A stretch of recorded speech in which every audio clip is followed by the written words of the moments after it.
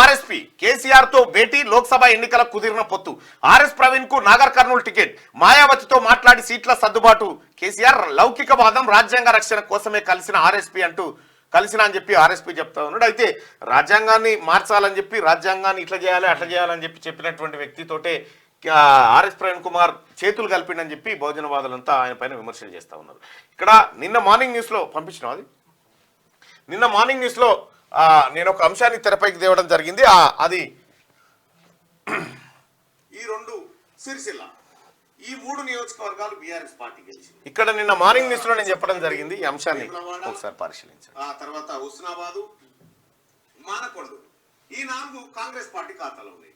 అయితే Bharatiya Janata party MP సీట్ల విషయానికి వచ్చినప్పుడు ఇక్కడ మెరుగైన ఫలితాన్ని సాధిస్తోంది. స్వయంగా బండి సంజయ్ అభ్యర్థిగా ఉన్నటువంటి నేపథ్యంలో ట్రయాంగిల్ పోర్ ఉండేటువంటి అవకాశం అయితే ఇక్కడ కనిపిస్తా ఉంది. బోయినపల్లి వినోద్ కుమార్ గెలిచే అవకాశం లేకపోయినప్పటికీ కూడా సెకండ్ ప్లేస్ కోసం కొంతవరకు రాడే అవకాశం అయితే ఉంది.